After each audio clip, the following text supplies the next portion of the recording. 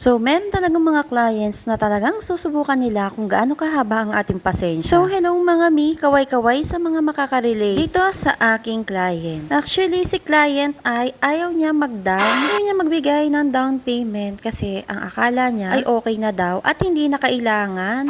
O, diba, nakakaloka si client, ayaw niya talaga mag-down. Ilang beses na rin ako nanghihingi sa kanya ng DP. Ito ay assurance para wala ng cancel-cancel kasi mahirap naman talaga kapag walang down payment tapos biglang magka-cancel si client. Ito ang isa sa mga kinatatakutan nating mga bakers, 'di ba? Kung kailan nagawa na yung cake ay saka pa magka-cancel. Kaya nga ang ginagawa ko, nanghihingi na talaga ako ng down kasi mahirap na at saka para wala na ring kawala, para hindi na ring mag-back out si client. Pero ito talaga, ayaw niya talagang mag-down mga mi. Ang sabi pa nga niya sa akin ay o-order naman daw talaga siya. At ang sabi niya kapag hindi niya daw kinuha yung cake ay i-post ko daw siya sa Facebook. O 'di ba, sangka pa? At ang sabi ko ay pick up lang ako or meet up. Since ayaw niya magpunta dito sa amin, ay gusto niya ipa-deliver mga mi. Syempre, meron yung additional charge para sa delivery fee, diba? Kasi wala na talagang libre ngayon. Pero ang sabi niya ay bawas na lang daw sa cake. For example, yung cake niya is 1,000 pesos. So, ang sabi niya ay 950 na lang daw and then yung delivery charge is 50 pesos. O, diba? Pala desisyon yarn. Mas marunong pa talaga sa baker. Ay, nako. Talaga namang kailangan talagang mahaba ang ating pasensya kasi kung hindi, baka makapagsalita din ako ng hindi maganda. So, mabalik na tayo dito sa cake na ginagawa ko. At first time ko nga pala gumawa ng ganito. Chikawa cake nga pala ang tawag dito. At kitang-kita nyo naman na nag-struggle din ako dito. O diba, may mali pa. Merong mga flaws, nakikita nyo rin naman na hindi pantay yung blush on. Nakaka-nervous talaga gumawa ng mga ganitong cakes. Lalo na't sa gaya ko na hindi naman talaga sanay gumawa ng mga ganito. Pero maiba ako, yung mga sinabi ko talaga kanina ay totoo yun mga Mia, meron talaga akong ganong client. And for sure naman ay na-experience na rin to ng ating mga co-bakers. Anyway, yung umorder nga pala nito, nagustuhan niya nga pala yung cake and ayaw niya rin magbayad. Kasi nga kapag nagbayad daw siya, ay babayaran ko rin yung mga kinain ko sa handa. O diba?